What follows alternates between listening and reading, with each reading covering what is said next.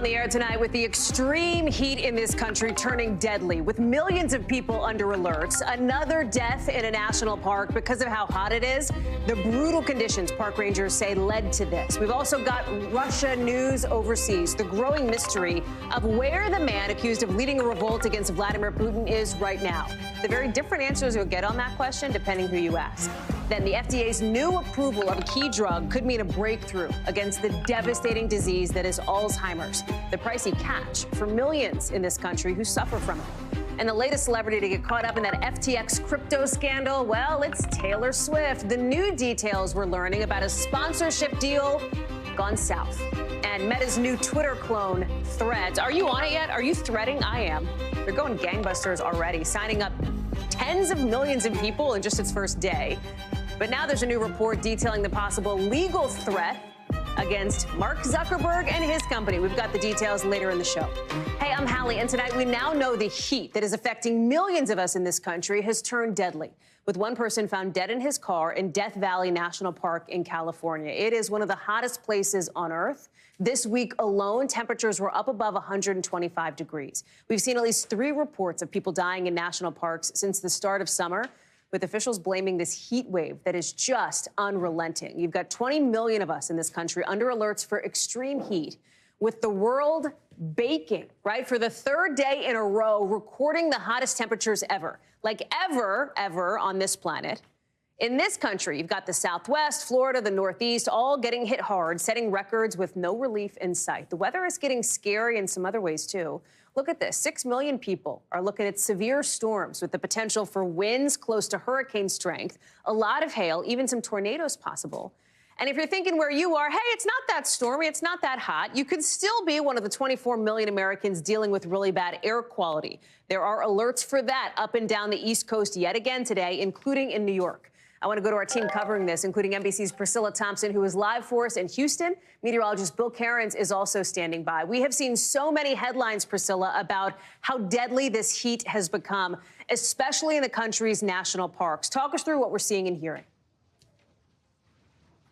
Yeah, Hallie, there were more than a dozen people in June who died because of this heat, and we are seeing some of those cases coming from the national parks. There, obviously, you mentioned this 65-year-old male who was in Death Valley earlier this week, and investigators say that they found him in his car. The car had veered off of the road, and they believe that he may have been suffering some sort of heat-related illness, which is what ultimately killed him. We also know that there was a woman who was at the Grand Canyon, a woman in her 50s who was hiking in the Grand Canyon earlier this week who died. And again, we're talking about extreme heat. They are still investigating that death and haven't directly tied it to the heat. But there was also that 14-year-old boy who was in Big Bend National Park just a few weeks ago, and he was hiking, became unconscious, passed out, and ultimately died. But still under investigation, not saying that it's directly tied to the heat, but certainly very hot in these national parks as people are continuing to go and hike.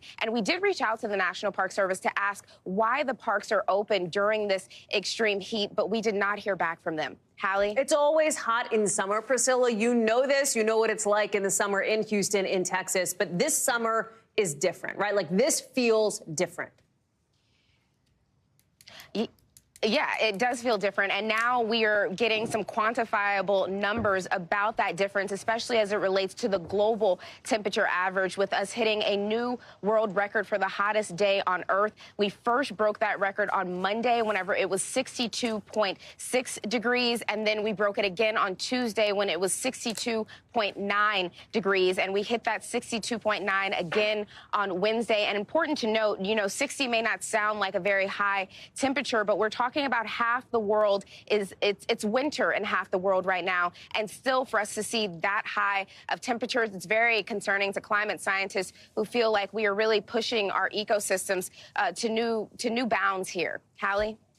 Priscilla Thompson live for us in Houston. Priscilla, thank you. That brings us to our meteorologist, Bill Cairns. We'll talk more about that sort of ecosystem more broadly in a second. Bill, but talk to us about what is happening tonight as we are on the air, because it's the whole bingo card. Heat, storms, bad air. Where is it the worst? We're starting to watch these thunderstorms firing up, and we think that we could have a large area of storms racing quickly into areas from Denver into the plains. So here's the Denver area. Thunderstorm watch till 10 o'clock. North of you in areas of Wyoming, including the Cheyenne area to Casper until 9 p.m. We now are just starting to see these storms firing up. So here's downtown Denver. By the way, the airport is located out here. These storms are just firing up right over the top of Boulder. We think this is going to form a line, go through the northern portions of the Denver metro area. We'll see if the winds are strong enough for knockout power. That'll be happening in the next hour or two. And that's that storm right here. And then it's going to follow this little orange area here. And eventually, late tonight, that'll race all the way towards Oklahoma City. And everywhere in between, that's where we have a chance of those really strong wind gusts over like 70 miles per hour. So we'll keep an eye on that. The other stories, obviously, continue to be with the heat. It's widespread, actually. You know, it's not dense. We're seeing it in Arizona and also in, New England was very hot today. I mean, at one point, we had a heat index of 100 in Vermont. And so the dew point is what we really watch this time of year. That's the amount of moisture in the air. And Hallie, anytime we get in the 70s, that's where it feels oppressive. Some areas are in the miserable range, I put it, when it gets above 75. You feel it outside in D.C. It's not comfortable. It's air you can wear. That's vivid. Bill Cairns. I'm going to be processing that for a couple of Bill Cairns, thank you very much. We'll check back in with you in just a little bit. I know there's more to talk about as it relates to, as we say, the sort of the broader ecosystem. Thank you. Let's get to some other news happening, especially on the political front, because you have the current aide to former President Donald Trump showing up in court today for this sort of long-anticipated court hearing. This is in Miami. Look at some of this video here. He's walking in. That's him in the blue suit on the right of your screen. There were a couple delays in this, a lot of cameras there as well, as you might imagine. The co-defendant for Mr. Trump in that documents case pleading not guilty about a month after the former president himself did. And you may be thinking, wait a minute, remind me of who Walt Nauta actually is. He's accused of helping Donald Trump hide documents from investigators, and he faces 6 charges, all of it coming just about a day after, as we told you last night here on the show, officials unsealed some new portions of the warrant that led to that FBI search of Mar-a-Lago. Some new details of the video that shows this very guy, Walt Nauta, moving something like 50 boxes out of a storage area where Mr. Trump and his lawyers say they kept classified docs. I want to bring in Garrett Haake, who's been following all of this for us. This is fairly, like, if this weren't the case that it is, Garrett, this is like a fairly pro forma thing, right? It's pretty quick. You go in, it's fast. But because this is Walt Nauta, who is probably one of the closest aides to Donald Trump right now. The two of them just went for cheesesteaks the other day. You know what I mean? Like, there is a lot of attention on this particular hearing. What should we know? Yeah, look, people call him a valet. That's too Downton Abbey for me. He's the body man. He is the closest person to Donald Trump. He's the guy that brings him the Cokes or makes sure he's got his bags or whatever. Yeah, the Purell in his hands. I mean, this is somebody who's incredibly, incredibly close. And what we found out about Nauta in the last couple of days in this newly sort of less redacted affidavit, basically the show your work portion of the FBI's request for a search warrant, is that he was at the center of this effort to obstruct the return of these documents. And they lay it out really deliberately in this document. They talk about, the surveillance video shows him going into this storage room. They show him coming out with some of these boxes. He has an interview with the FBI. The next day, he's back in the storage room. He takes out more boxes, but most of these boxes are never returned. And the FBI is just watching this video going, okay, 1 box, 2 box, 3 box out. 1 box back in. The maths don't math on that one. No, the math does not work. And so Nauta really gets squeezed here. And I think this is, going to be a focus for investigators and prosecutors going forward here. Here's the guy who's got a lot to lose. He's the guy who's on video doing the thing that they're accusing him of doing. So, yes, the arraignment today, very pro forma, but it's going to start a process. Now, he's got a Florida-based lawyer where I think you're probably going to see the federal government and Walt Nauta and his lawyer keep talking. And yet Donald Trump is, it appears to me at least, trying to hold him very close. Yeah, that's which I think is significant. That's right. He still works for Trump. They're still going everywhere together. There are some reports, and I don't have this confirmed yet, but it's been the case in many of these other cases where the lawyer is probably being paid for by Donald Trump's PAC. This is a situation where you want to be Donald Trump's friend. You want to keep working for Donald Trump. That's option 1. If option 2 is to flip, both sides are kind of leaning pretty hard on him to go one way or the other here. There's also the question, and I don't know how much reporting that we can sort of talk about on this, Garrett, but obviously the former president is already having these 2 indictments, one state, one federal. He may be indicted more. There may be more indictments to drop. I think there's a significant likelihood yeah, of that. Right. I mean, in Georgia, that Fulton County case down there, and then another case that the special counsel is looking into related to January 6th. Can we read any tea leaves on the potential for more legal trouble for Mr. Trump? Well, I think you could start in Georgia. That's pretty clear. We sort of know August. Yeah, that's right. I mean, the prosecutor in Georgia has made it clear that they think there's going to be something happen in the first 2 weeks of August. She's got her staff working from home. They've talked about, security preparations. That's not something you do if you think you're not going to have news, right? If you're a prosecutor. They've watched very closely how things have played out in New York and how things have played out in Miami. I think that's the most obvious. We have also seen an uptick in activity around the grand jury that's investigating the sort of efforts to overturn the election results. And I say that very deliberately because I think we, in the parlance, have been calling this the January 6th investigation. When you talk about Jack Smith and the other investigation that isn't documents, everything we know now is that investigation is getting bigger, broader, more complex. I don't know when it ends, but it's certainly very active right now. Garrett Haake, thank you very much for being all over all of those pieces. Appreciate it. You bet. Let's take it overseas now, because President Biden today says his team is keeping tabs on this mystery about where the guy is who led that rebellion against Vladimir Putin, the head of the Wagner group. His name is Yevgeny Prigozhin. And where he is depends on who you ask, because the leader of Belarus, Alexander Lukashenko, says in a rare news conference that Prigozhin's in Russia and not in Belarus, even though it was, we thought, part of the deal that ended that mutiny against Vladimir Putin's reign in power, if you will. Our Keir Simmons was there in that news conference. Here's what Lukashenko told him. He could have gone to Moscow or maybe somewhere else, but he is not on the territory of Belarus. People will be surprised and mystified that a man who you say could have caused a civil war in Russia is still in Russia. When we meet with Putin, we will discuss this topic, but I'll give you my point of view. I'll share this point of view with Putin as well. In order to redeem himself and to redeem the misdeeds of PMC Wagner, I would send them to the hottest battle points. Go and redeem yourself. You'll remember that Russian military leaders avoided a potential civil war after persuading Prigozhin to call off that march on Moscow not too long ago. It had seemed at the time that the deal would be that Prigozhin would move to Belarus in exchange for ending the rebellion. There would be amnesty for him and his people.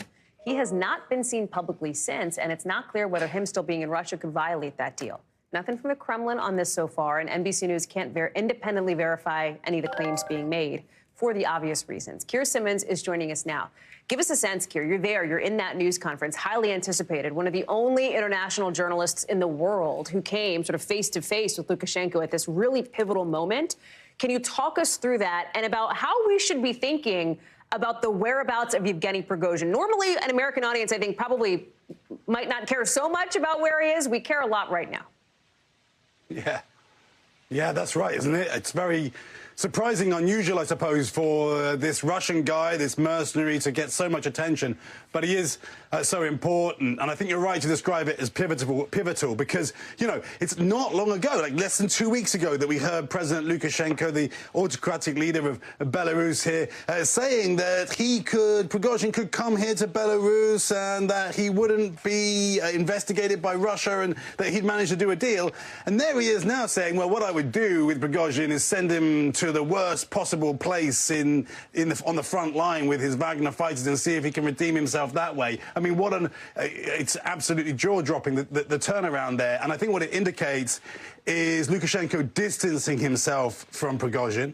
And I think what we've seen too, Hallie, overnight on Russian state television is trying to discredit Prigozhin with anchors on those shows on Russian state television talking about him as a traitor, digging into his criminal past, photographs of a search of his home in St. Petersburg by the police where there were gold bars, stacks of Russian dollar bills, a private helicopter.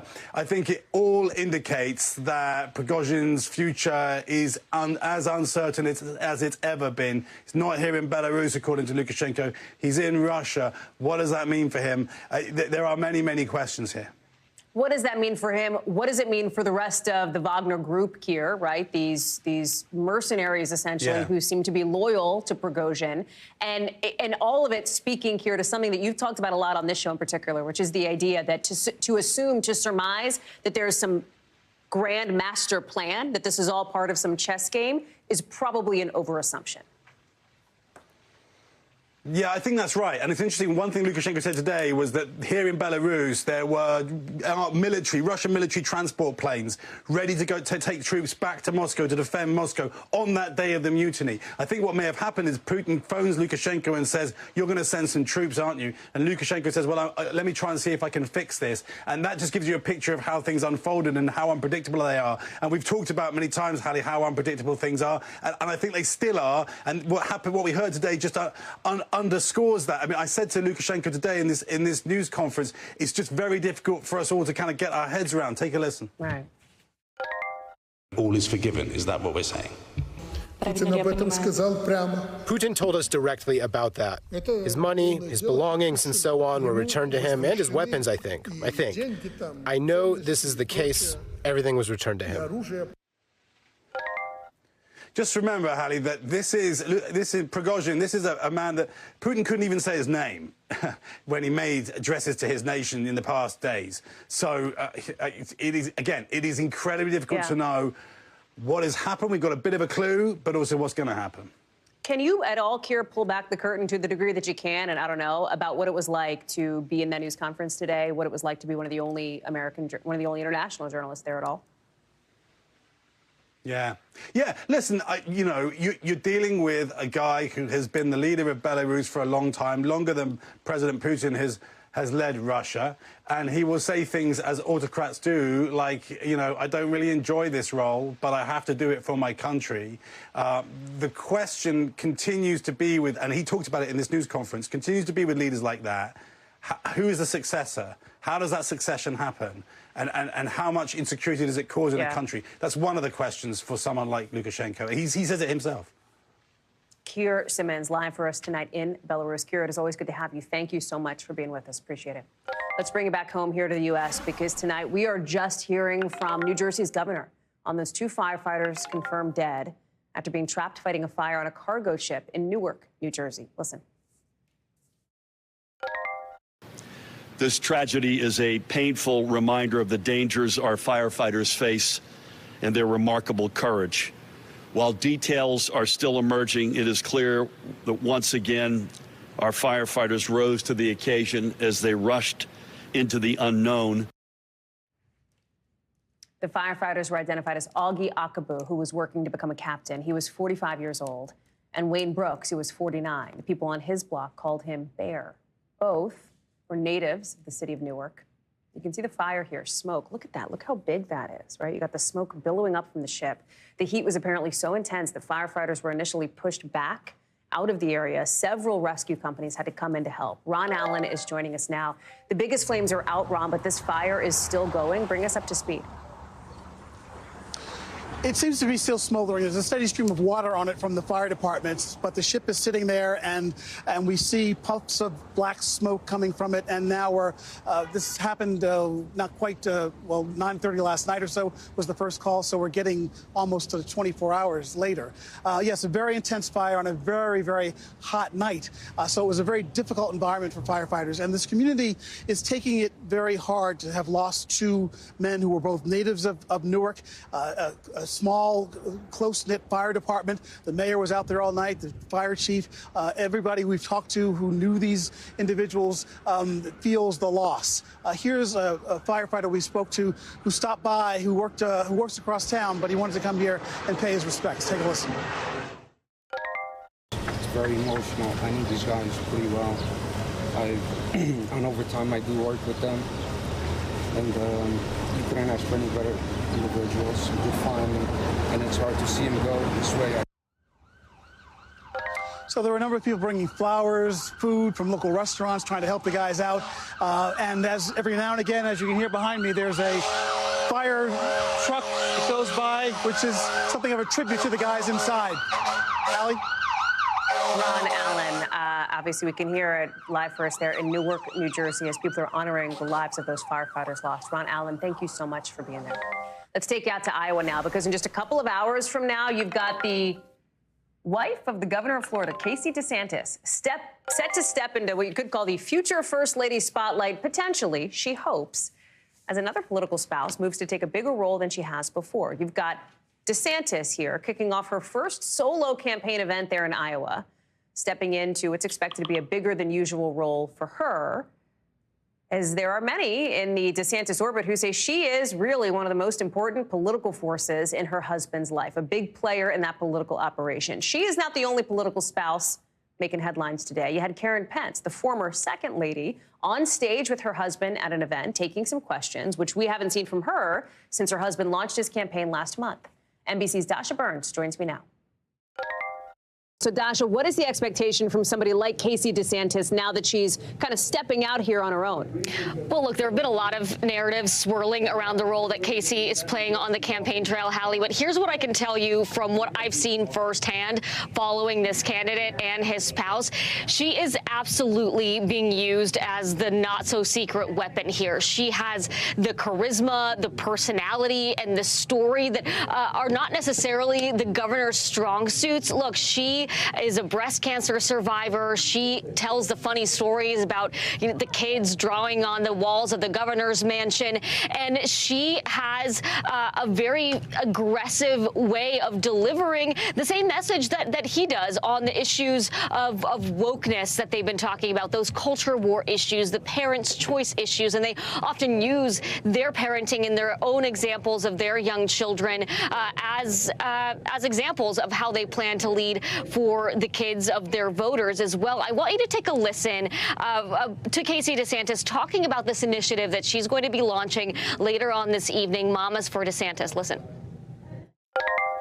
When the governor was reelected, we did a big initiative in the state of Florida. We did a Mamas for DeSantis, and we said we are going to sign up 1 million moms to support the governor. And I think there are a lot of moms across the country and grandmoms who are going to sign up to support this governor because he is the one that's fighting to protect our children. The other thing that her presence on the campaign trail highlights, especially in contrast with his top rival, former President Trump, is it shows, look, hey, we are a young couple with young kids. We have this energy that some of the other older candidates on the campaign trail don't have. And it also cements what has sort of become his core message here, Hallie, which is that they want to carve out themselves as the campaign that advocates for parents. All of the culture war stuff that, there's not a whole lot of daylight between all of these Republican candidates in terms of policy and the issues that they're campaigning on. But what he's done, and with Casey at his side, is he's crystallized with everything around Disney, with this concern around what's happening to the kids. He's crystallized that as we are the candidates who will take on parents' rights, parents' choice as our key platform. So you also have Mike Pence, speaking of people in Iowa, Dasha, today, seeming to evolve this answer on whether or not he would pardon former President Trump. He told our Chuck Todd this line about, hey, I don't know why my fellow Republicans are assuming Donald Trump would be guilty and need a pardon. But now he seems to be going a step further, laying out when he might consider it. I want to play some of that from our team on the ground in Iowa. Listen. I think any pardon that you would conduct would only be appropriate to consider after someone has been found guilty. And I don't know why some of my competitors in the Republican primary assume the president's going to be found guilty. It's a bit of a shift from him, Dasha. Yeah, that's exactly right. And he got some flack at the outset when he was first asked this question. He got some flack for what people saw as him sort of dodging on this. So now he's trying to evolve and to sort of cement his approach to this. But he continues to walk this very fine line, Hallie, of distancing himself from his former running mate, his former boss, while at the same time pulling himself closer in those moments when it's advantageous to him. And so that's a tough line to walk for Mike Pence there. The other thing that we're seeing right now, and maybe part of the reason why some of these candidates are struggling to walk that line with Trump, is you just saw the Trump campaign release their fundraising numbers for Q2. A pretty big haul, really spurred by those two indictments, $35 million from April to June. That is a whole lot of pocket change. He was the first candidate to release the numbers. Today, DeSantis also releasing numbers. The campaign raised $20 million.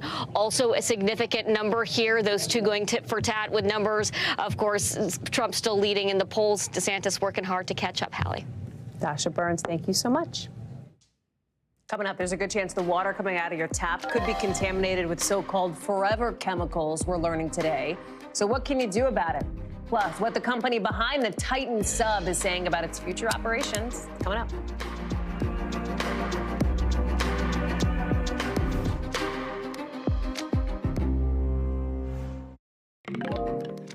So there's this groundbreaking new study out tonight that finds that nearly half of the tap water in this country, right? So like half of the water that you probably drink out the sink contains something called PFAS, forever chemicals, meaning that when you pour a glass of water from your faucets, you could be exposing yourself to this. What is a PFAS? What is a forever chemical? Why does that matter? What are the effects of it?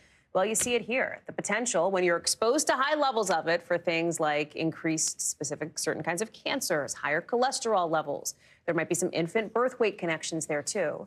There's a reason these are called forever chemicals. They break down super slowly. They don't just degrade in the environment, meaning once it's there, it's so much harder for it to go away. This new study is so critical because it's the first time we've ever seen such widespread testing of not just public water supplies, but private water supplies, too. Aaron Gilchrist is joining us now. He is with us here on set. It's good to see you, friend. Can you help us give us a gut check here, right? In other words, we don't want to be alarmist about this. We also want to report responsibly on what this news is. So help us understand it. So the reality is these chemicals have been around for decades and decades. They are in the water in so many cases. Makeup, in your makeup, whatever, right? Stuff we, cookware, all the things, furniture in some cases. And so it's in our blood, too, just as a result of being in the environment for so long. So this new study that is out just today is showing that about 45% of the country's tap water is estimated to have one of these types of chemicals in them, at least one of these types of chemicals in them.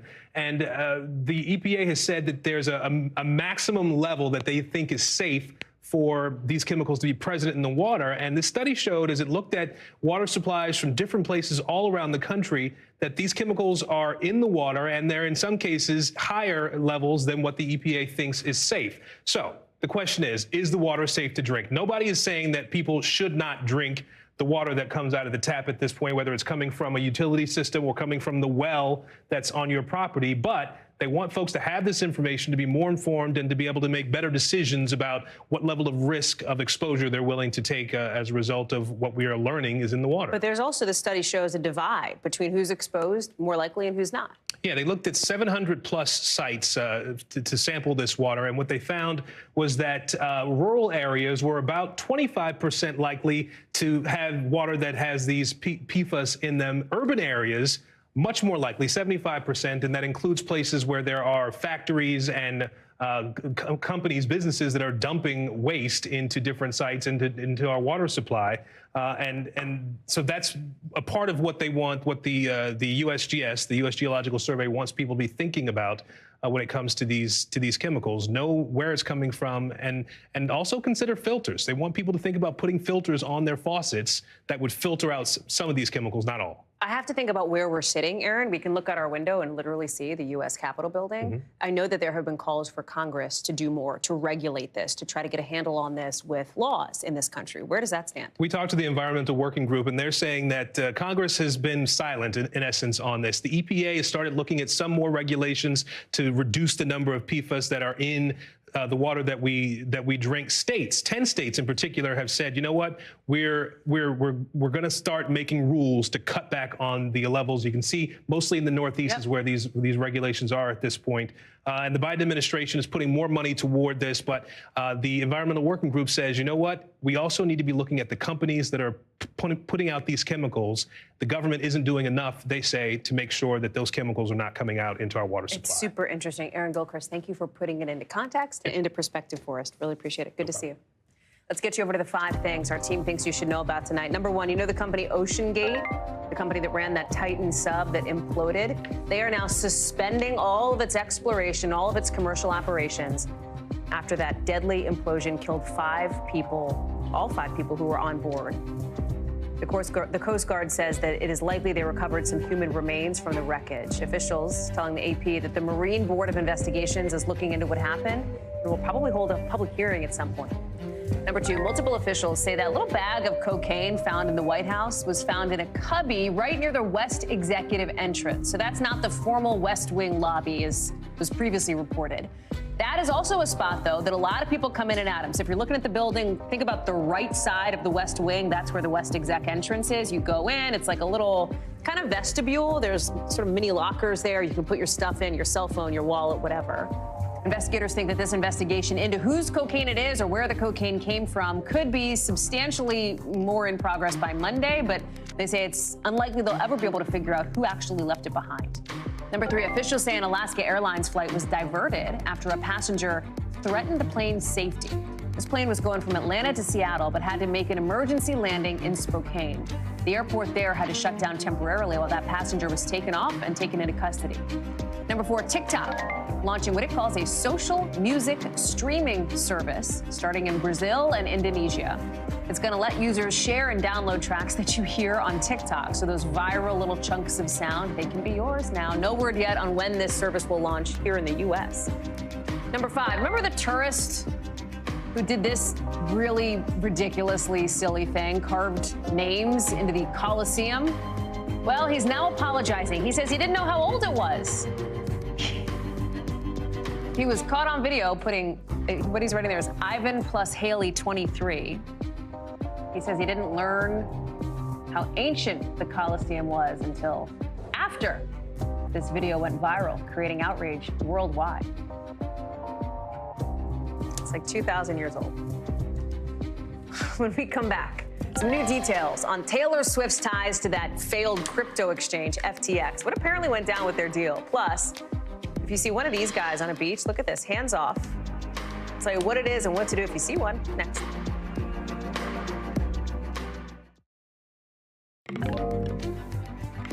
Some breaking news coming into us now. We have just learned the FDA has granted its first ever full approval of an Alzheimer's drug shown to slow down development of the disease, making it more widely available to the public. It is huge news, but there is a catch. Look at that number on your screen. That's how much it costs per year, $26,500. That is a lot of money for the roughly 6 million people who have Alzheimer's. And not everybody can get the drug. The FDA has approved it only for people in the early stages of the disease. Let's bring in Dr. Natalie Azar for more on this. So this is approved now, right, for accelerated approval in January. What does that mean? In other words, get practical. What's the timeline? How do people get it? When can people get it? So when it was granted accelerated approval, Hallie, in January, you could only access it if you were part of a clinical trial, which vastly, vastly reduced your accessibility to the drug. With a full approval, the Center for Medicare and Medicaid Services has said that it will cover the drug, which is good news. The price tag isn't going to go down, but there's always the devil in the details. And the catch here is that your doctor who is prescribing the medication actually has to enroll you in a registry, the patient, so that they can collect data and you know, in terms of efficacy and safety and all of that, which is not a bad thing, but it's not like you're going to go to the doctor's office and they're just going to write you a prescription and you're going to start taking a pill. In fact, it's a biweekly infusion. It's a whole big thing. So it's definitely going to increase access, but it's not necessarily streamlined so perfectly. What about pulling back here, big picture? What a big deal this is, right? I think that anybody who knows anybody who has suffered from Alzheimer's or suffered from dementia knows just what a terrible disease it is, right? And this is a huge, huge step, it seems, in slowing down that decline. Yeah. So I think there's like a really, really great story to the story. And then I think there's also, you know, some certain things that we have to have some modest expectations. And I think that the reason is this. This is one of the first drugs, the first drug to be approved that's addressing the mechanism of action. The medicine is targeting those amyloid plaques in the brain. So it's not just treating symptoms. But there are some drawbacks, Hallie. Number one, the price tag. Number two, the potential for side effects. The FDA is very, very closely watching the potential for brain swelling and brain bleeding that has led to some deaths in the clinical trials. And this, you know, the concern over the risk-benefit is always an issue here. But again, given the fact that Alzheimer's is such a devastating disease, having something versus nothing, giving patients hope and their families hope, it's a big day for the country, for everyone impacted by this disease. Dr. Natalie Azar sure is. Thank you very much. Appreciate you laying that all out for us. Coming up here on the show, the contract standoff now between UPS and the union that represents hundreds of thousands of workers. The latest on where those talks are, plus how one governor boosted school funding for hundreds of years to come. That's in the local.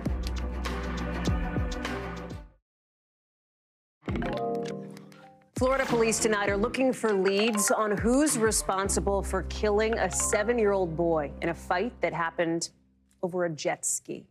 It happened on the 4th of July, right near this causeway in Clearwater, Florida. You can see it on the map here. Witnesses tell police that two groups of people had been arguing because one group was mad that another group was riding their jet skis too close to the shore where kids were playing.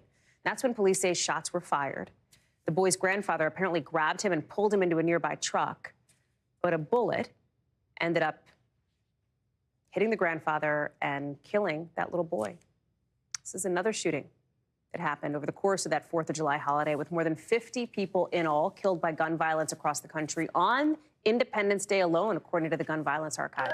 Kathy Park is joining us now. No word yet, right, on where this investigation is tonight. It is just a horrific set of circumstances, and there's a family now in shock and living a nightmare after the death of their son.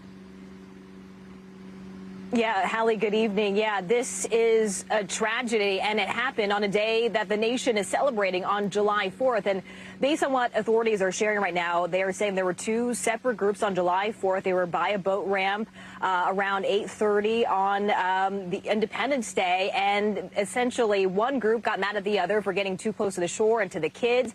And that's when things quickly escalated. Gunfire erupted. And then, unfortunately, there were two victims caught in the crossfire, a grandfather and his 7-year-old grandson. Take a listen. Your actions and your anger, it led to a 7-year-old just starting his life getting killed because you were angry over a jet ski. Just imagine if that was your child that was killed over this. And Hallie, police, they are saying that the grandfather was trying to shield his grandson by pulling him into their truck. Unfortunately, both of them were struck, the grandfather in his hand and the young boy in his head. And he said he unfortunately passed away at the hospital because of those injuries. And what's so heartbreaking, Hallie, is that he was about to turn 8 in a couple of weeks. And still a lot of questions out there. Authorities are saying they still don't have a suspect at this time, and they're asking for the public for more information about what happened here. I mean, you said it, Kathy. It is heartbreaking. It is just a gut punch to think about it, right? Especially when you're in any instance and under these circumstances over what apparently is a fight over jet skis, Kathy. This is something we've talked about before on this show, and we saw it earlier in the year. These sort of things that happen that escalate so quickly when it comes to gun violence. Yeah, and Hallie, that's an interesting point that you bring up, because now they're saying July 4th has become perhaps one of the deadliest holidays in the country. And according to the gun archive, the Gun Violence Archive, there have been 21 mass shootings so far this year. And that number actually is comparable to what we saw this time last year. And experts are saying there are a couple of things driving these numbers. We're here in the middle of summer. It's the heat, large gatherings, and then you add an alcohol consumption and things can quickly get out of hand, unfortunately. Kathy Park, live for us on that story. Kathy, thank you very much. NBC News covers hundreds of stories every day, and because you couldn't possibly read or watch or listen to them all, our bureau teams have done it for you. This is what they tell us is going down in their regions in a segment we call The Local. Out of our Southern Bureau, New Mexico's health department says there are more HIV infections tied to a spa in Albuquerque. It was shut down back in 2018, and its former owner was sentenced to prison after at least 2 people who got what's called a vampire facial tested positive for HIV. Now officials say that's been the case for more people from treatments that they got years ago. They say anybody who got a vampire facial or Botox at this spa has got to go get tested. Also out of our Southern Bureau, check out who's been washing up on beaches in Texas. They're called blue buttons. They're sort of like jellyfish. They're attracted to plankton on shore. Experts say look, but do not touch because they sting. It can be uncomfortable. And out of our Midwest Bureau, the Wisconsin governor just signed off on a state budget that will boost the amount of money that public schools get for 400 years. How? Well, he got kind of creative with his partial veto powers. The budget says schools would get an extra $325 per student for this coming school year and the next school year. The governor vetoed the $20 making the funding last until 24-25. We'll see if that stands. Right now, UPS workers are getting ready for what could be the biggest strike related to a single employer in this country's history ever. Take a look at this.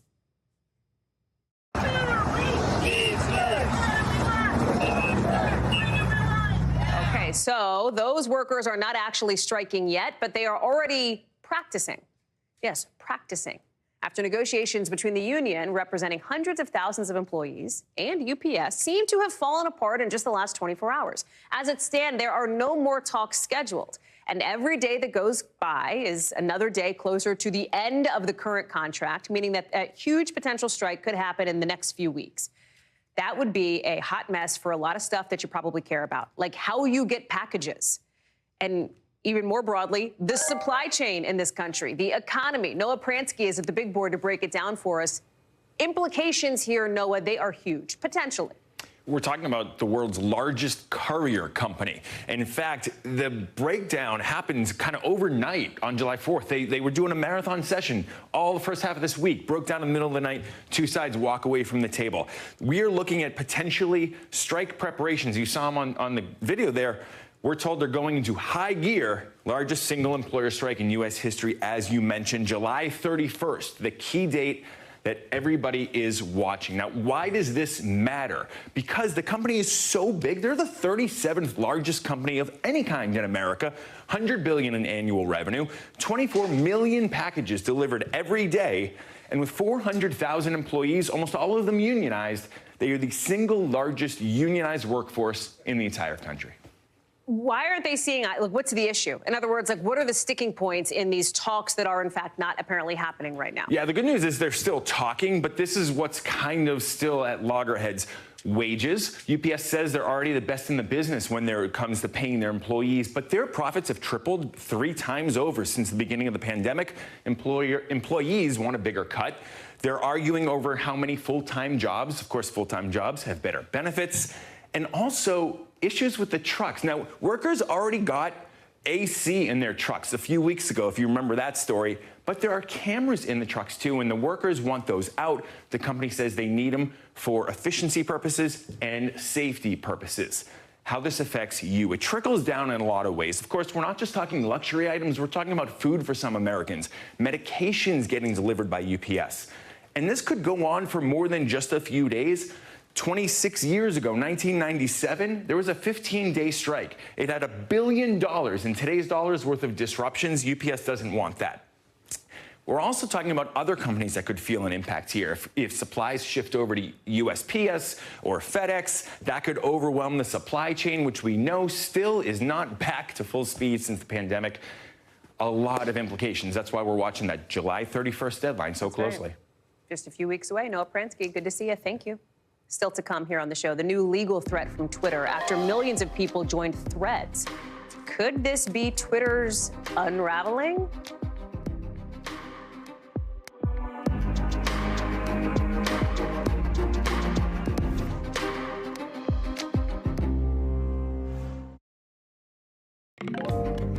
A new twist tonight over an alleged partnership between Taylor Swift and that now bankrupt, now disgraced crypto exchange FTX, with a source telling CNBC that after months of negotiations, Swift agreed to a $100 million sponsorship with FTX last year, but that FTX founder Sam Bankman-Fried pulled the plug on the deal. Now, if this sounds a little bit wonky, that's because it is different from some previous claims that it was Swift who backed out of the agreement. Public statements by a class action attorney had praised Swift for what they described as due diligence efforts, saying Swift was one of the only celebrities to check to see if the exchange was actually selling unregistered securities. Mackenzie Sigalos is joining us now. Mackenzie, there are a bunch of celebrities, Tom Brady, Shaquille O'Neal, who are in a little bit of legal trouble, potentially facing it, because they partnered with and promoted FTX. There had been some discussion that Taylor Swift kind of escaped that. But now the reason why seems to be different than what we initially thought, right? Walk us through this. Right. So it was actually Sam Bankman-Fried who never countersigned the sponsorship agreement with Taylor Swift, which ultimately saved Swift from a lot of the blowback that other A-list actors actors, musicians, and athletes are now facing for publicly backing the bankrupt crypto exchange. Now, Tom Brady, for example, became one of FTX's ambassadors in 2021. It was a deal worth $30 million, most of which was paid out in the now virtually worthless FTX stock, a token called FTT. That's according to reporting from the New York Times, citing multiple people familiar with the arrangement as part of the endorsement deal. Both Brady and his now ex-wife, the supermodel Giselle, who had her own agreement worth $18 million, appeared in TV commercials that billed the exchange as the, quote, most trusted institution in crypto. Brady also posted TikTok videos with SBF promoting FTX. Now, both Brady and his ex are being sued by a group of FTX customers who are looking for compensation from the celebrities who backed the exchange. Now, there's also a question as to whether the ex-couple owe taxes on some of that FTX stock. You also mentioned ex-basketball star Shaquille O'Neal. He was served in late May for promoting FTX. Hallie? What else? Where does this go, right? What is the latest with sort of the FTX saga, the FTX drama? Because there has been a lot of it and so much attention on Sam Bankman-Fried.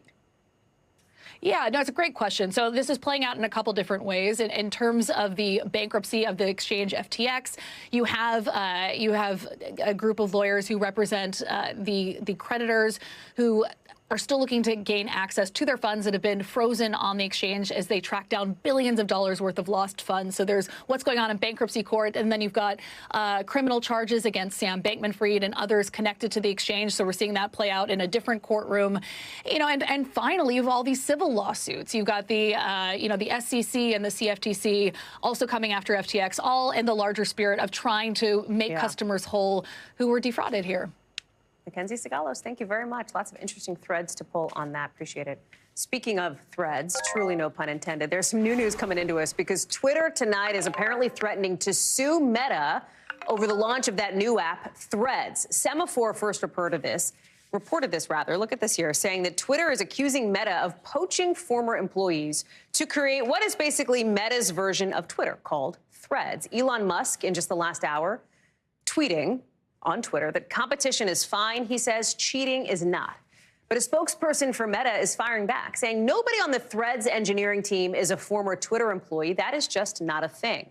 It is a very interesting signal of how Twitter sees Threads, of the potential threat that Threads could face to Twitter, that this legal action is even being threatened at all, because you know that Threads is getting a ton of buzz just in the last 24 hours. Right after we got off the air last night, Threads opened up for people to download, get on it, whatever. You might have.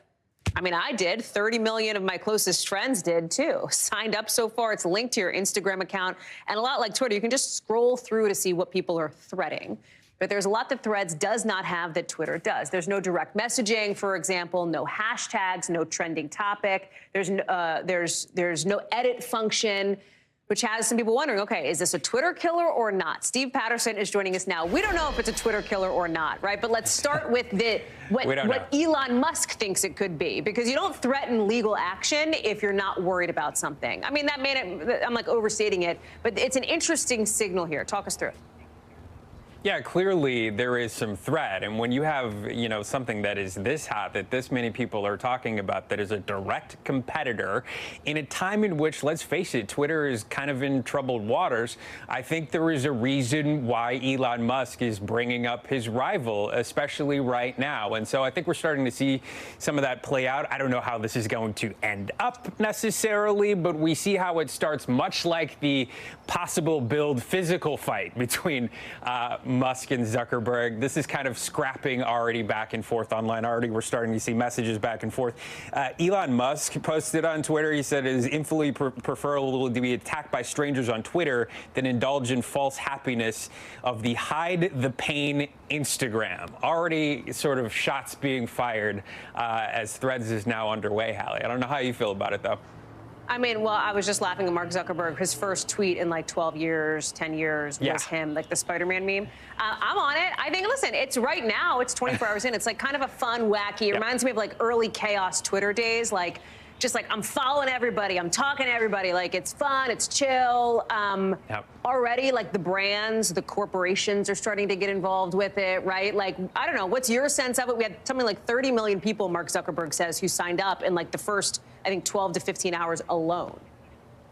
Yeah, I think, look, Meta already has like a wide spectrum sort of platform for advertising. It's called Facebook. You may have heard of it. They're not allowing advertising on Threads yet, but I think it's like they're circling, right? They're looking at Twitter. They're seeing that we've got a problem possibly with the person that's running it. They're doing a lot of things that are preventing users from, let's face it, being happy. There's a lot of complaints about it. It has been the only game in town for so long, and now all of a sudden this bomb drops. There's this new platform. Everybody's jumping on it, from just regular people that you follow to these celebrities that have their own brands. So I think it's just really a hot topic. Hallie? Hot indeed. Are you on? Are you threading? I'm on it. I'm threading. There's like a new message every second because of people that are following and people that are accepting my follow. It is very early days, very fresh. It's like your first day at school or something like that, Hallie. It's very fun. Yeah, it's like early MySpace for the kids who remember that one. Steve Patterson, thank you so much. Appreciate you. That does it for us for this hour. We've got more coverage picking up right now.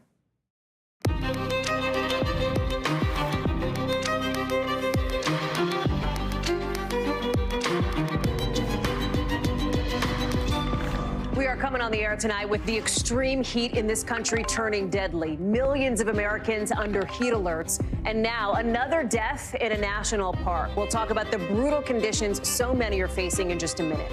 We'll also talk about former President Trump's alleged co-conspirator showing up in court to enter his plea in that documents case. How the president's aide ties into some new information we're getting from that Mar-a-Lago affidavit.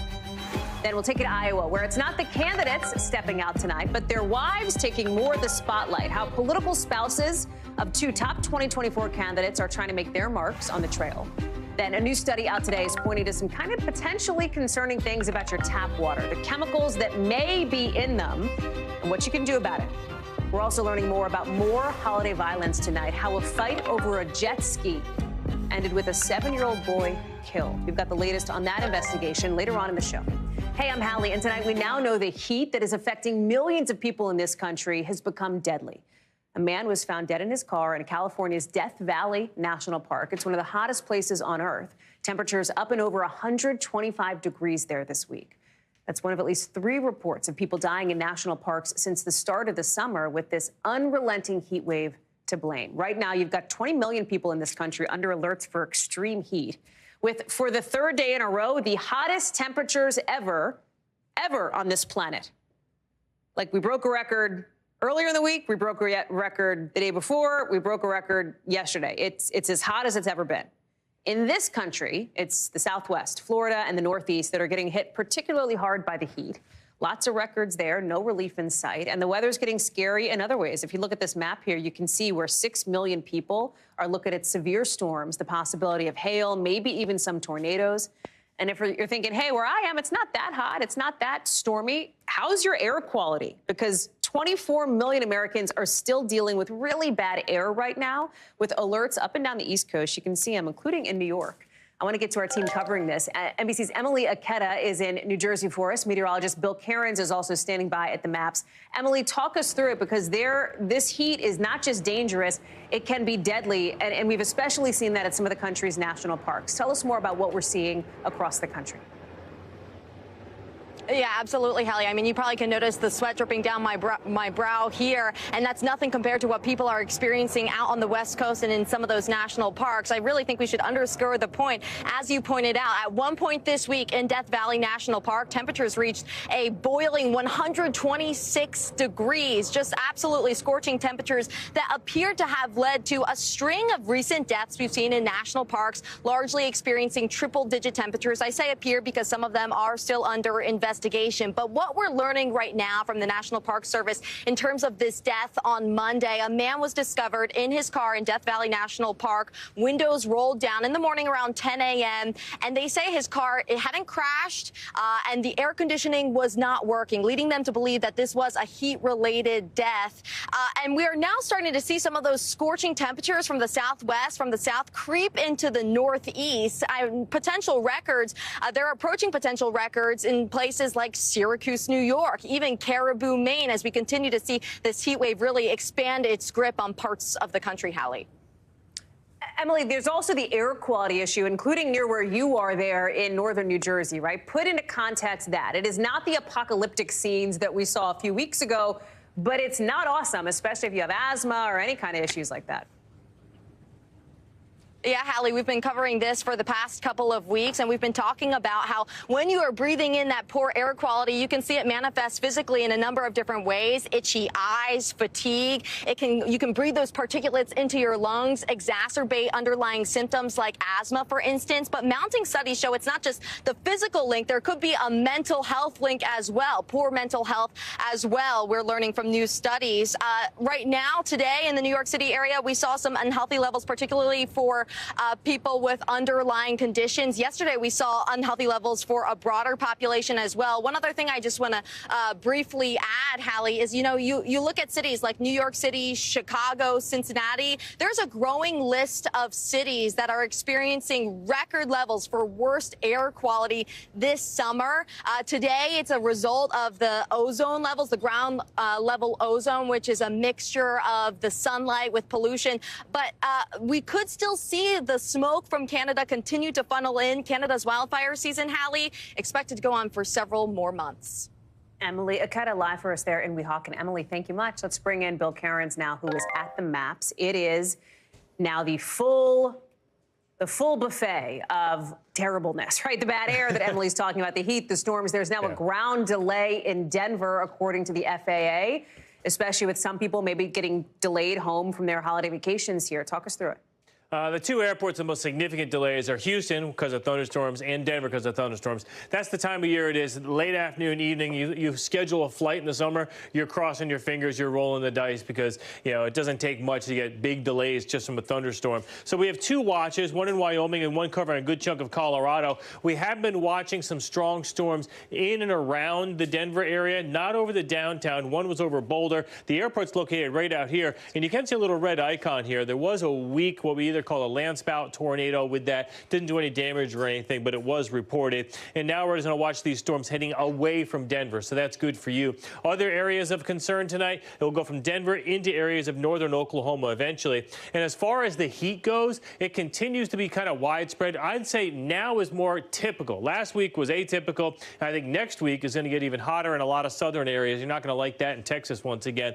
But today was unusual in the Northeast. It's also very humid, and that made it feel very uncomfortable. The dew points are very high all east of the Mississippi River. Even at this hour, Mississippi still feels like 102, Dallas 104. We were up to 106, but now the sea breeze has cooled things off in areas of Florida. Bill, let's talk about what this means for the broader ecosystem here, right? Because there's this new report out. We talked about obviously the isolated storms here that you're watching that are creating those delays. You look at the hurricane season, which we're getting into here. There's now a boost from Colorado State University. They're saying it's going to be above normal. Why? Well, we have two things fighting against each other here. So we're heading into what we call an El Nino weather pattern. Right. That usually means we shear the winds off the thunderstorms, so usually we have trouble getting tropical development. But they're saying that the forecast was 17 and 9. They've actually increased that, and now it's because we're watching the water in this main development region being much warmer than it should be. This is record temperatures in the Atlantic, so we have the fuel for storms that can make them very strong. There's no reason why once a storm gets going that it shouldn't increase in intensity, and this is the area we'll watch in the month ahead. So, again, they increased the forecast because the fuel for the storms is stronger than ever. Bill Cairns, thank you very much for that. Let's get to some other news happening, including here on the political front, because you have the current personal aide to former President Donald Trump showing up in court today for a long-anticipated hearing. We want to show you him walking in. We're talking about Walt Nauta. That's him in the sunglasses and the blue suit on the right side of your screen. This is kind of the third time's the charm, at least for this fairly pro forma court hearing. It was delayed twice because of some other issues. And today, Nauta pleaded not guilty, nearly a month after Mr. Trump did. You might be thinking, well, wait a second. What does this guy have to do with anything, right? Well, he is the co-defendant in this classified documents case, accused of helping Donald Trump hide some of these classified documents from investigators after he left the White House. And the reason why this is interesting, especially now, is because this is only coming roughly 24 hours after we got some new information on a semi-less redacted affidavit that came out, where we're learning more about this video that apparently shows Nauta moving something like 50 boxes out of a storage area at Mar-a-Lago. That's where Mr. Trump and his attorneys say they kept classified documents. I want to bring in Garrett Haake, who's following all of this for us. It's not often that we're following every blink and breath of like every single court hearing or arraignment or whatever. This one is significant, not just because it was delayed a couple of times, so now we're finally at least sort of on the record with this, but because of who Walt Nauta is and his relationship to Donald Trump. That's exactly right. And this is somebody who is as close to Donald Trump all day long as you and I are right now, if not closer, right? He is his closest personal aide. This is plenty close. Exactly. But now imagine if we got to do this all day, every day. I mean, this is the guy who carries the snacks, who makes sure he has Purell for the hands, the Sharpies for signing the hats. I mean, you name it. He's with him everywhere all the time. And at least according to this new affidavit that just came out, he's the box man, if you will, who is caught on tape on multiple occasions moving boxes that were later discovered to contain classified documents out of the storage room where they had been at Mar-a-Lago to points unknown, at least apparent on the tape. We know from the indictment, some of them ended up in Donald Trump's office, but seen moving boxes out, not moving all those boxes back at around the same time he was talking to the FBI, who was looking into this. So all the timing is bad. The data points are bad for Walt Nauta. This arraignment today at least sort of moves the ball forward a little bit with his not guilty plea, but it's probably not going to be the last contact he has with Justice Department lawyers between now and when this trial starts, because if there's any other way for the DOJ to put pressure on Donald Trump, it's going to be to get Walt Nauta to flip. He hasn't done so yet, but don't think those conversations won't still be going on. Well, this was exactly my question. Could Nauta flip? Look, he has been with Donald Trump since he was at the White House. He's a former naval, not an officer, but he was a Navy man. The Navy runs the valets at the White House. Then he comes to work with Trump for now. He's been with him throughout. He continues to be on his payroll, and he's been side by side with him throughout. It seems unlikely, but the prospect of a long prison term can do funny things to personal loyalty. Donald Trump has had people who have been loyal to him. Mm-hmm. Donald Trump appreciates loyalty. That is a value he places a lot of importance on.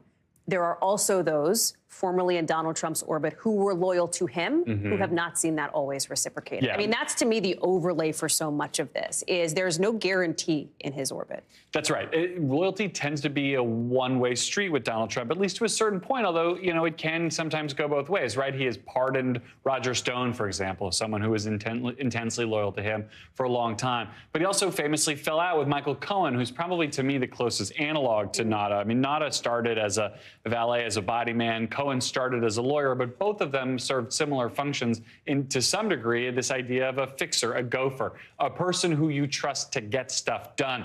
To me, Cohen's the Rosetta Stone for all this, his testimony before Congress, where he talks about the way Trump gave orders, the way it was understood that there were just things you had to do to stay in the boss's good graces. I see a lot of parallels there potentially with Nauta going forward. What's the next thing in your reporter's notebook, AKA like your notes app, that you're looking for? What's the thread that you're pulling on for what's next? Well, I think the next thing is the sort of the broader election interference or efforts to overthrow the election federal case has gotten bigger and badder. And something about it, and this case, has gotten bee in Trump's bonnet. I mean, just in the last few minutes before we started this segment, he's been posting on Truth Social his latest kind of angry attacks at Jack Smith and defenses on the Presidential Records Act. His team is acting very confident. The campaign likes where they are on all of this stuff legally. But he's upset about something, and I want to know what.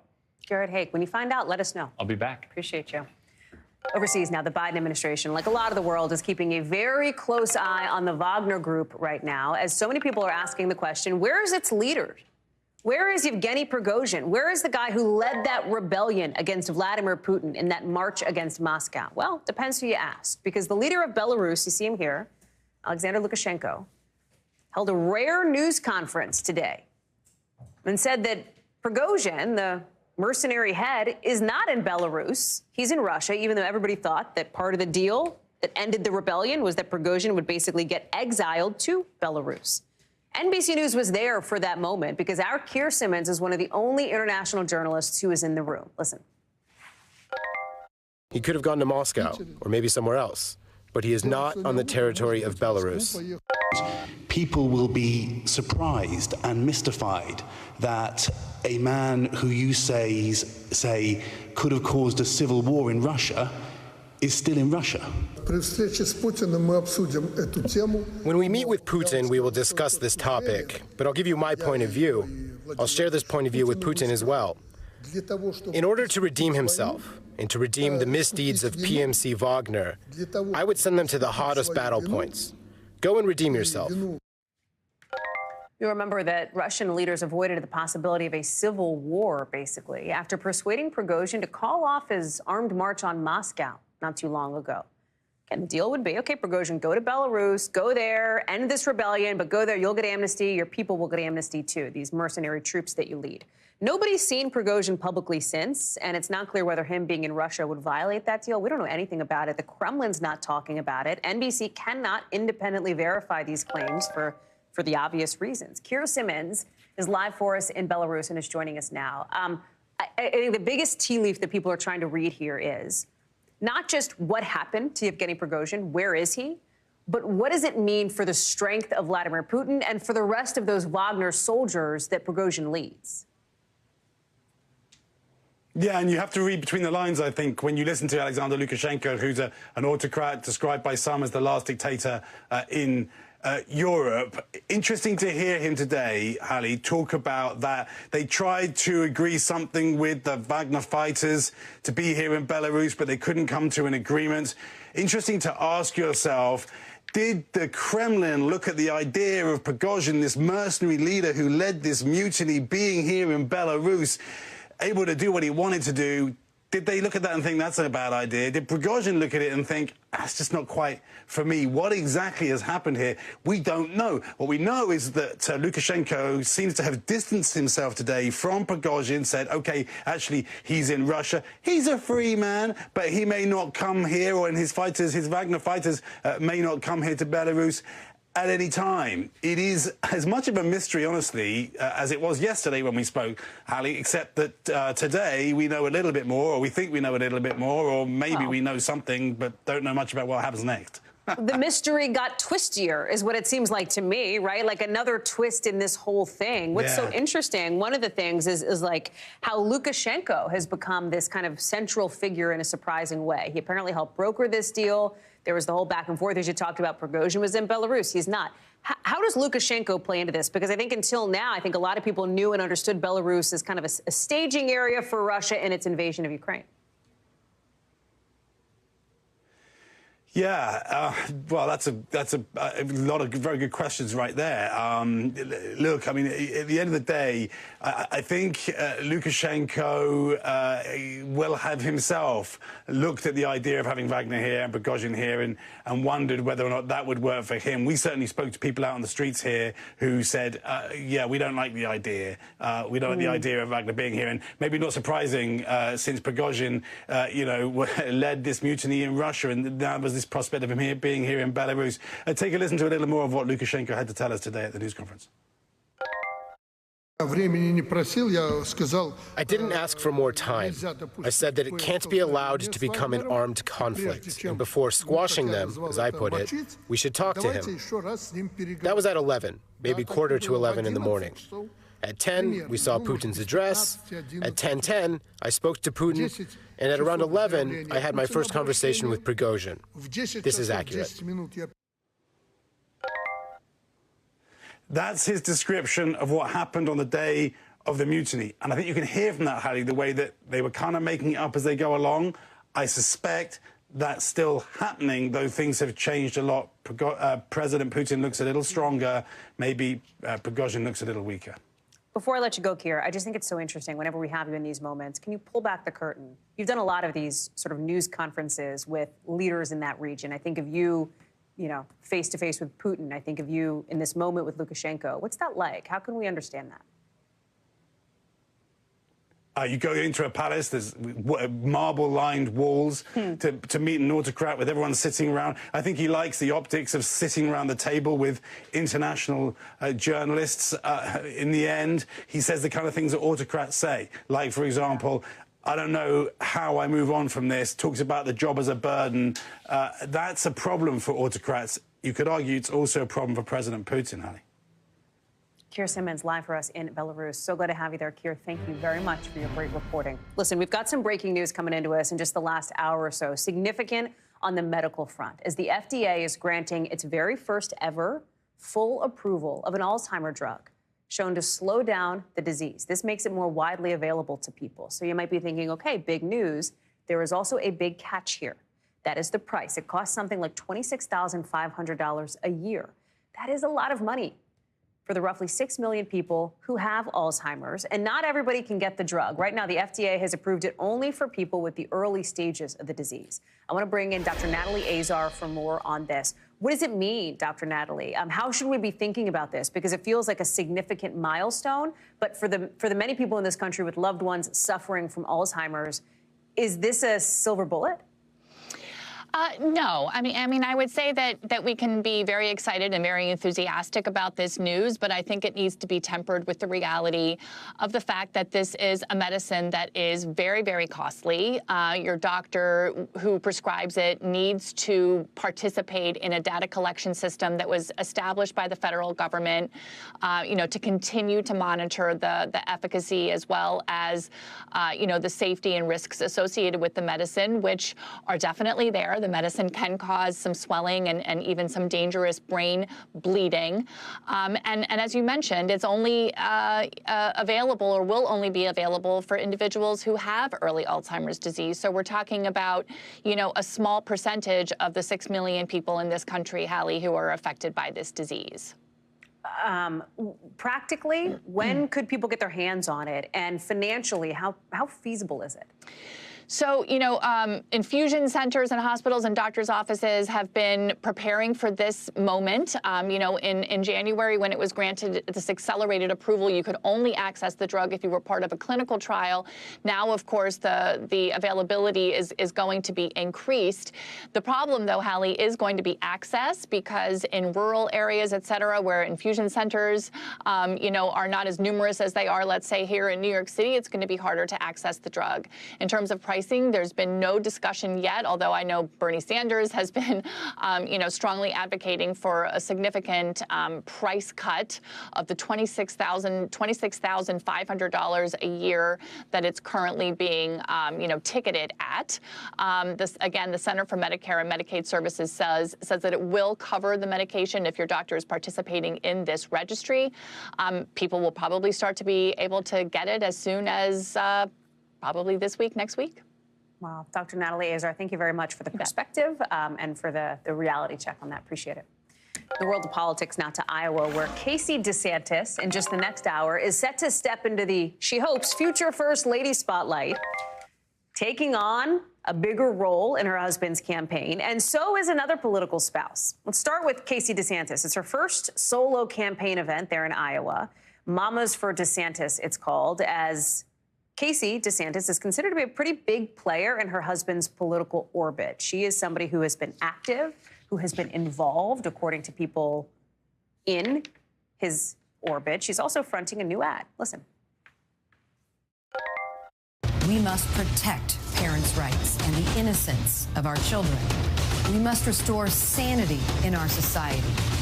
We need every mama and every grandmama in every corner of the country to stand up and fight back by electing Ron DeSantis president of the United States of America. It wasn't just Casey DeSantis taking the spotlight. Earlier in Iowa, we also saw Karen Pence, the former second lady, getting on stage with her husband, taking several questions. We haven't seen that from her since Mike Pence launched his campaign last month. NBC's Dasha Burns joins me now.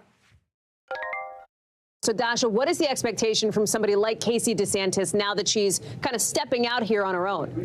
Well, look, there have been a lot of narratives swirling around the role that Casey is playing on the campaign trail, Hallie. But here's what I can tell you from what I've seen firsthand following this candidate and his spouse.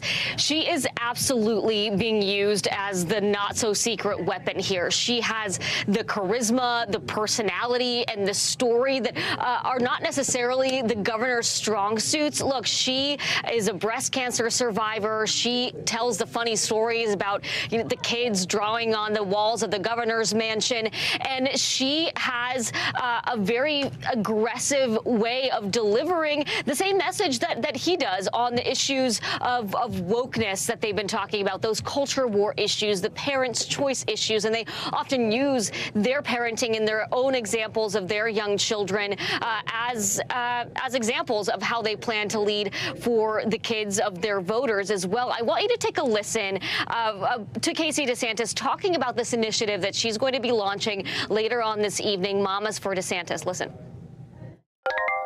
When when the governor was reelected, we did a big initiative in the state of Florida. We did a Mamas for DeSantis, and we said we are going to sign up 1 million moms to support the governor. And I think there are a lot of moms across the country and grandmoms who are going to sign up to support this governor because he is the one that's fighting to protect our children. The other thing that her presence on the campaign trail highlights, especially in contrast with his top rival, former President Trump, is it shows, look, hey, we are a young couple with young kids. We have this energy that some of the other older candidates on the campaign trail don't have. And it also cements what has sort of become his core message here, Hallie, which is that they want to carve out themselves as the campaign that advocates for parents. All of the culture war stuff that, there's not a whole lot of daylight between all of these Republican candidates in terms of policy and the issues that they're campaigning on. But what he's done, and with Casey at his side, is he's crystallized with everything around Disney, with this concern around what's happening to the kids. He's crystallized that as we are the candidates who will take on parents' rights, parents' choice as our key platform. So you also have Mike Pence, speaking of people in Iowa, Dasha, today, seeming to evolve this answer on whether or not he would pardon former President Trump. He told our Chuck Todd this line about, hey, I don't know why my fellow Republicans are assuming Donald Trump would be guilty and need a pardon, but now he seems to be going a step further, laying out when he might consider it. I want to play some of that from our team on the ground in Iowa. Listen. I think any pardon that you would conduct would only be appropriate to consider after someone has been found guilty. And I don't know why some of my competitors in the Republican primary assume the president's going to be found guilty. It's a bit of a shift from him, Dasha.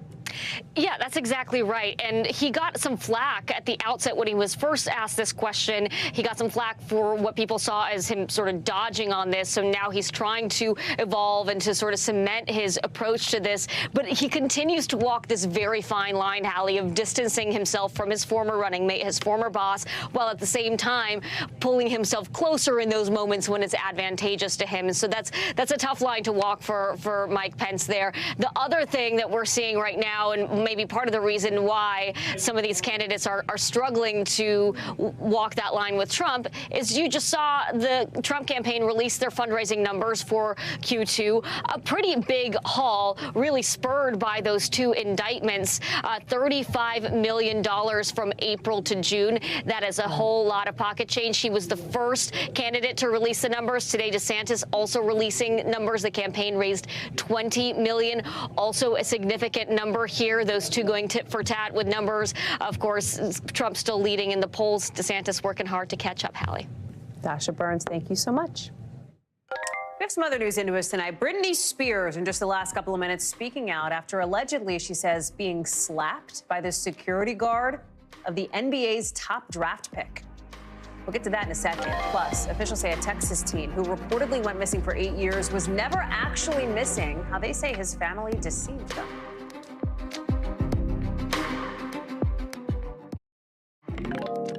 So there's this groundbreaking new study out tonight that finds that nearly half of the country's tap water probably contains forever chemicals. That's what they're called. They're known as PFAS. It means when you pour a glass of water out of your kitchen faucet, there is the potential that it could maybe be contaminated with a small amount of this stuff. Now, we don't want to be alarmist here, but if you want to know what do high levels of this stuff do, well, they can increase the risk of certain kinds of cancers or cholesterol levels. There's an impact potentially on infant birth weights, rather. There's also a reason they're called forever chemicals. They break down really slowly. They don't break down just easily in the environment, meaning once it's there, it's really hard to get it to go away. This new study is so important because it's the first time there's been such widespread testing of not just public water supplies, but also private supplies as well. Aaron Gilchrist is into this story for us. And Aaron, it is a fascinating study. It is a big study. Yeah. Should we be freaking out, right? In other words, like I drink water out of myself, use it to wash my veggies. Like who doesn't, right? I mean, right, of course I do. Help us put this all into perspective. Yeah, no, I don't think, the experts don't think people should be freaking out, but they want people to be aware. Yeah. PFAS have been in the environment, in our world for generations. It's probably in your toothpaste. Yeah, absolutely. Yeah. And furniture and cookware and all sorts of things, and including the water now. We're learning from this study from the U.S. Geological Survey as they looked at utility water that we get from utility systems, also looked at well water, and they put out this map. You see it on the screen here, showing how many PFAS were detected in the samples that they took. EPA said that what it thinks is a safe level of this chemical in the water is something that they wanted to really zero in on. And many of the samples in this study came back higher than what EPA thinks is safe. Nobody's telling people to stop drinking water from the tap. The leaders of this study just want folks to be informed about the potential risk of exposure to these chemicals in the drinking water, to make decisions about how to possibly treat the water that's coming into your home, and also to really engage your local water authorities and your local leaders about what they can do about the chemicals that are in the drinking water for folks in your community. Of course, the risk depends on where you live, this study finds. Yeah, absolutely. They looked at 716 different sites, suburbs, urban areas, industrial areas. This was between 2016 and 2021. They looked at public water systems and private wells as well. And you see the numbers here, right? They were able to determine that the chances of finding these chemicals in water in rural areas was about 25%, 75% though for the urban areas. In particular, we're talking about places along the eastern seaboard. We're talking about southern and central California, and a couple of places out in the Great Plains too. And they want folks to know. They're saying, hey, be aware, at least, that this is out there. Aaron Gilchrist, thank you so much for getting into that for us. Appreciate it. Let's get you over to the 5 things our team thinks you should know about tonight. Number 1, police in Texas today say a 25-year-old man who was thought to be missing for years was not actually missing at all. Earlier this week, it was reported he'd been found safe. Again, something like 8 years after he disappeared. Officials now say he'd been living with his mother for almost the whole time. There have apparently been several times over the years where he's spoken with officers, allegedly giving them a fake name. No motive on the story, why it happened, or why he did it, or his mom did it yet. Number 2, the first of 2 Iowa teenagers who pleaded guilty to murdering their Spanish teacher with a baseball bat has just been sentenced to life in prison. 17-year-old Willard Miller is eligible for parole after serving 35 years. Prosecutors said Miller and another teenager had been angry at the teacher because Miller was failing her class. Number 3, multiple officials say the bag of cocaine found in the White House was found in a cubby near the West Executive entrance, not the formal West Wing lobby, as had previously been reported. That's an area that a lot of people go in and out of. Sources say investigators expect this investigation to be wrapped up by Monday, but they say it's not likely they'll be able to figure out who left the cocaine. Number 4, Yes Network reports that a cameraman hit by a ball during the Yankees-O's game last night fractured the bone right around his eyeball. Oh, so scary. He's doing okay, luckily, after getting hit by that throw that obviously missed its target. He's a longtime cameraman. You can see him giving the crowd in the Bronx a big thumbs up as he was brought off the field. A lot of people were hoping he would be just fine. Number 5, check out Vegas's newest attraction, the MSG Sphere. It's a new music theater, new music venue. It's being billed as the biggest spherical sculpture in the world. It's covered in more than 1 million LED lights that can put on quite a show. It doesn't officially open for another 3 months, but the inaugural act will be U2 performing there. When we come back, police in London are investigating after an SUV crashed into an elementary school. More on that. Plus, tens of thousands of people are meeting up in this town square in Spain. We'll tell you why.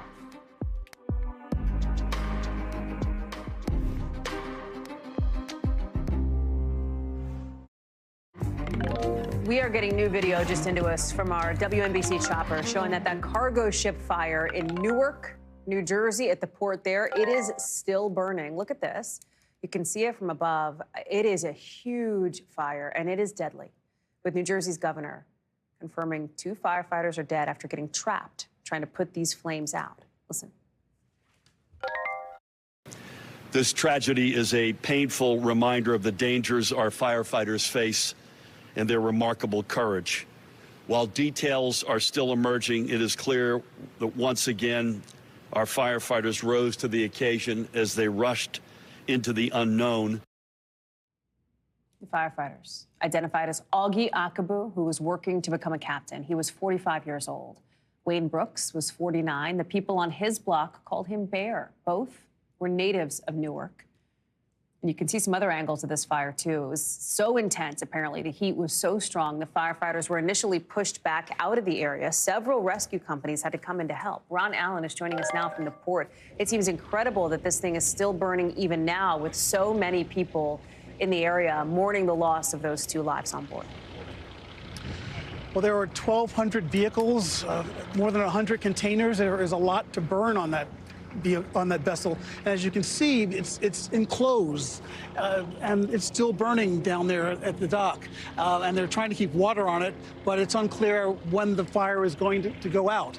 So that was the problem the firefighters faced, trying to get to the flames and get to the source of the fire. It's like a 12-story building, and it's all enclosed. And the Newark Fire Department doesn't have specialized training in dealing with this kind of situation.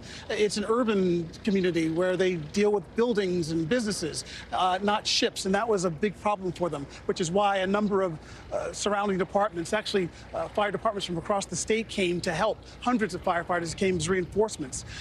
And yes, there's a profound sense of loss in the community where the firefighters lived and worked. We spent some time near a firehouse where one of the victims worked, and we ran into a firefighter who had worked there as well, doing overtime shifts, and he knew both men who perished. Take a listen to what he had to say. It's very emotional. I knew these guys pretty well. On overtime, I do work with them, and you couldn't ask for any better individuals. You could find them, and it's hard to see them go this way. There's a deep sense of loss and just a deep sense of horror at what happened. This went on for hour after hour. The first call was about 9:25, and it wasn't until the early hours of the morning, 4 or 5 a.m., that they had this under control. And as you can see, it's still burning. Hallie? Ron Allen live for us there at the port. Ron, thank you very much for that update. Coming up here on the show, police in Florida say a fight over a jet ski ended in the death of a 7-year-old boy. The investigation into this horrific shooting that's happening right now in just a minute. Plus, what officials in South Africa are blaming for a toxic gas leak later in the Global.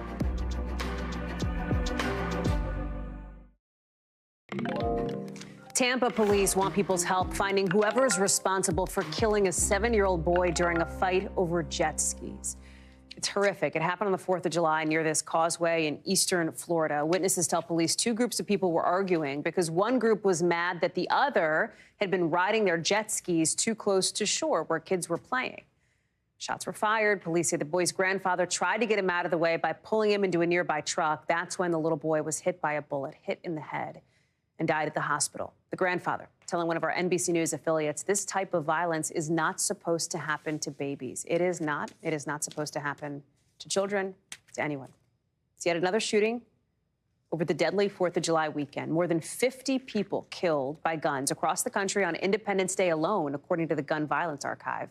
Kathy Park is joining us now. So, Kathy, Tampa's deputy police chief at one point spoke directly to the suspects, telling them to turn themselves in to give the family who lost this boy some closure, right? Mm-hmm. Hallie, that's absolutely right. I mean, officials are saying they want to get to the bottom of this because they don't have any suspects at this time. This all happened on July 4th. It was around 8:30 in the evening by a boat ramp. And as you mentioned, there was a group that got upset with another group for being too close to the shore, too close to the kids. And that's when things really took a turn for the worse. Gunfire erupted. And unfortunately, there were 2 victims who were caught in the crossfire, a grandfather and a 7-year-old grandson. Take a listen. Your actions and your anger, it led to a 7-year-old just starting his life getting killed because you were angry over a jet ski. Just imagine if that was your child that was killed over this. And police added that the grandfather, once he heard the gunfire, tried to shield his grandson by pulling him into their truck. Unfortunately, both of them were struck, the grandfather in his hand and the grandson in his head. He died at the hospital. And as we're learning more details, Hallie, it's heartbreaking to learn that the 7-year-old, he was about to celebrate his 8-year, he was turning 8 in a couple of weeks, and he was actually visiting his grandparents from New Jersey. It is another reminder of just how deadly this holiday weekend was, Kathy. Hallie, that's absolutely right. I mean, July 4th holiday, unfortunately, it's getting the reputation of being one of the deadliest holidays in the country. And you're looking at this graphic right now. According to the Gun Violence Archive, this is July 6th. Well, there have been at least 21 mass shootings this month alone so far. And this number is comparable to what we saw this time last year. And experts saying there are a couple of things contributing to this trend, unfortunately. It's the hot weather. You combine that with large groups, and then you add in alcohol, and things can unfortunately escalate very quickly. And then for those who are armed, Another troubling trend is that they might shoot indiscriminately, and you have these random victims. And there are cities like Detroit, they're saying, hey, we want to get ahead of this. So if you do see large gatherings and things are starting to get a bit agitated, call authorities beforehand, before things get out of control. Hallie? Park, thank you very much for that. Appreciate it. NBC News covers hundreds of international stories every day. And because you couldn't possibly read or watch or listen to them all, our foreign desk has done it for you. Here's some of what they're watching in a segment we call The Global. Out of South Africa, officials say at least 17 people are dead after a toxic gas leak they think came from an illegal gold processing operation. You can see these are the gas cylinders, what they're lifting up here, that police think may have been used. We're trying to figure out how this gas leaked into a settlement of closely packed metal buildings. Out of the UK, an 8-year-old girl was killed today and 15 people hurt after an SUV crashed into an elementary school in London. It was right as the kids were celebrating the end of the school year. Officials do not think it was terror-related and said the driver was arrested and taken into police custody. Out of Spain, take a look at this. Tens of thousands of people showing up at a square outside a town hall for the bull running festival in Pamplona, kicking that off. Everybody's in white and red. That's the traditional outfit there. You spray wine, you do the whole thing. Tomorrow there's the running of the bulls, where thousands of people try to get away from 6 bulls that are running after them. So listen, right now, UPS workers are getting ready for what could be the biggest single employer strike in this country's history ever. Watch.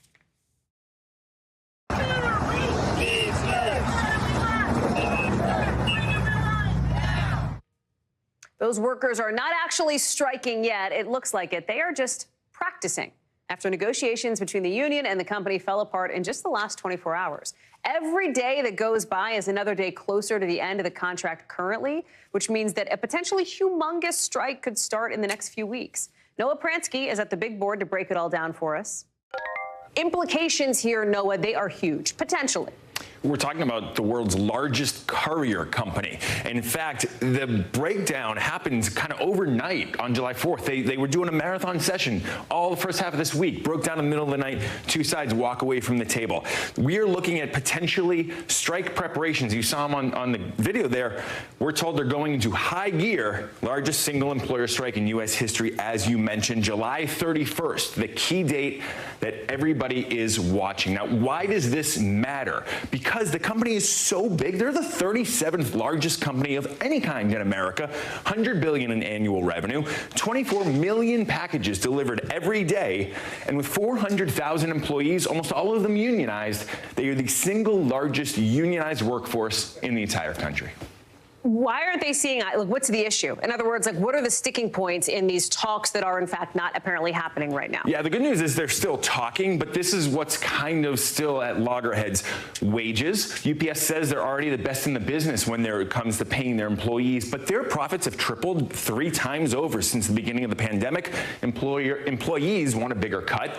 They're arguing over how many full-time jobs. Of course, full-time jobs have better benefits, and also issues with the trucks. Now, workers already got AC in their trucks a few weeks ago, if you remember that story, but there are cameras in the trucks too, and the workers want those out. The company says they need them for efficiency purposes and safety purposes. How this affects you, it trickles down in a lot of ways. Of course, we're not just talking luxury items, we're talking about food for some Americans, medications getting delivered by UPS. And this could go on for more than just a few days. 26 years ago, 1997, there was a 15-day strike. It had $1 billion in today's dollars worth of disruptions. UPS doesn't want that. We're also talking about other companies that could feel an impact here. If supplies shift over to USPS or FedEx, that could overwhelm the supply chain, which we know still is not back to full speed since the pandemic. A lot of implications. That's why we're watching that July 31st deadline so closely. Just a few weeks away. Noah Pransky, good to see you. Thank you. So we've got to get back to that breaking news in just a second. What both Britney Spears and the NBA's top rookie are just saying in the last couple of minutes after she says his security guard slapped her. And a huge legal fight tonight between 2 huge tech companies. Why Twitter is accusing Meta of stealing its secrets. That's coming up next. So tonight, in just the last hour or so, we are hearing from both Britney Spears and the NBA's top rookie after an alleged slap last night in Las Vegas. You've got Spears saying in just the last few minutes that she was slapped by Victor Wembanyama's security guard while trying to go up to him and congratulate him. She says she approached him in a restaurant, that it was really loud, so she tapped him on the shoulder to get his attention. That's when Spears says Wemby's security backhanded her right in the face.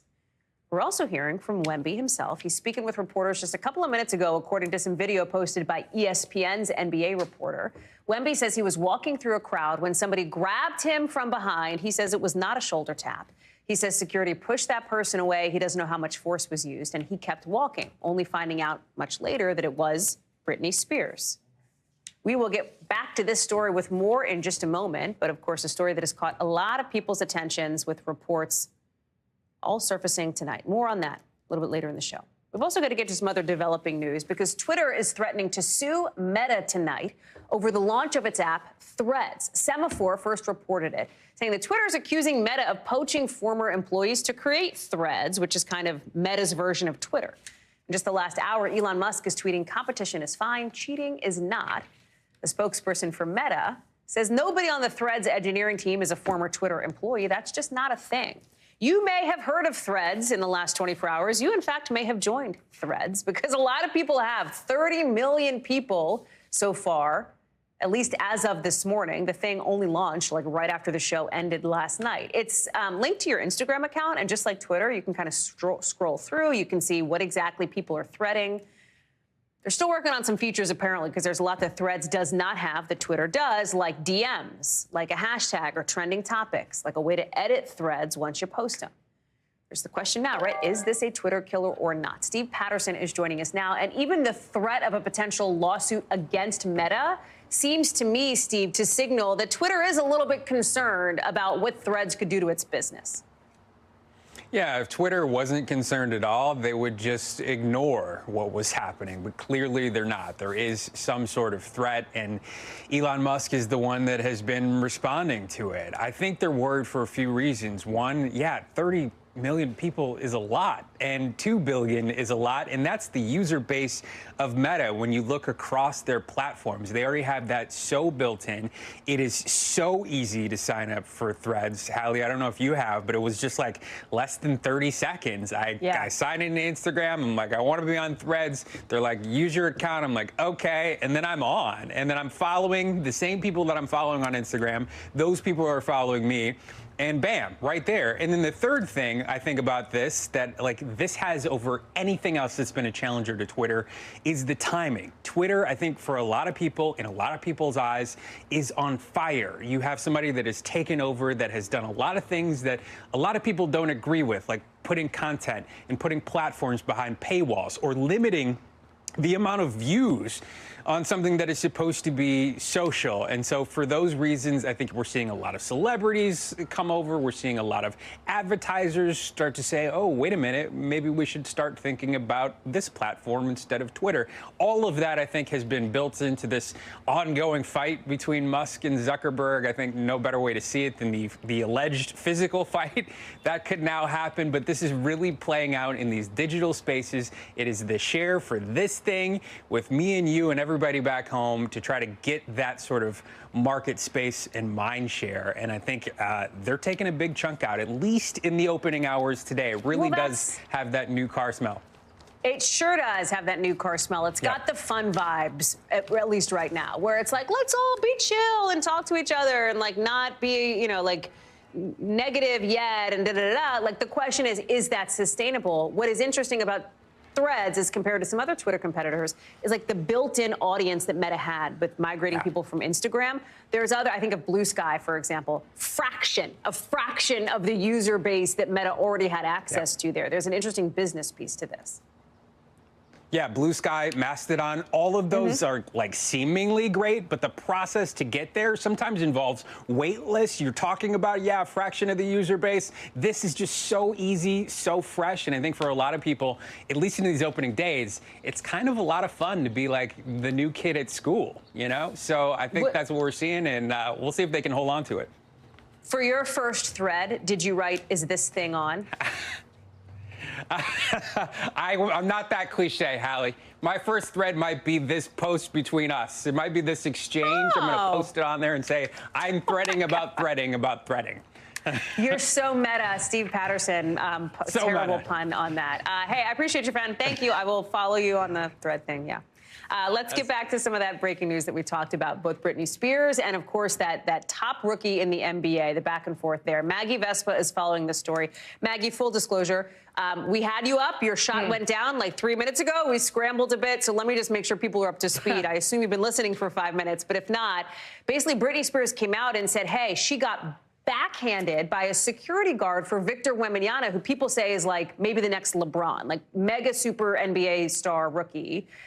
Wemby's coming out and saying like, hey, he didn't really see it. He doesn't know what really happened, but he wasn't tapped. He was grabbed. What is the deal?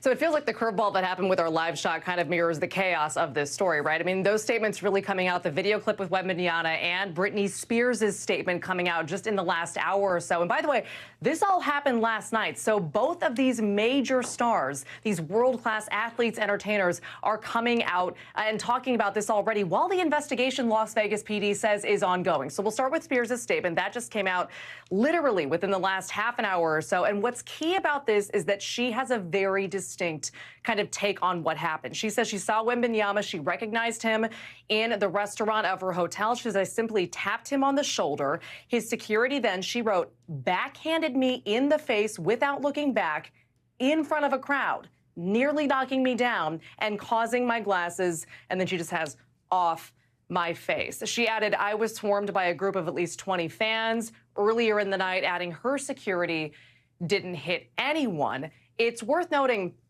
sort of time periods leading up to this and the aftermath of it are caught on camera. Despite there being so many witnesses, there's no video that we or any other outlets that we can tell have been able to find of the actual interaction itself. But again, this is Victor Wembanyama's security guard.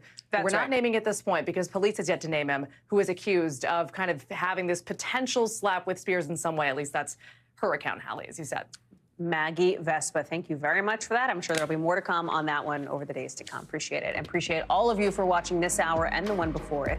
If you missed any of it, catch up on the latest reporting and the newest interviews from our team. You can find us anytime in so many places. Peacock, Hulu, Roku. Pick your poison. Just search Hallie Jackson now.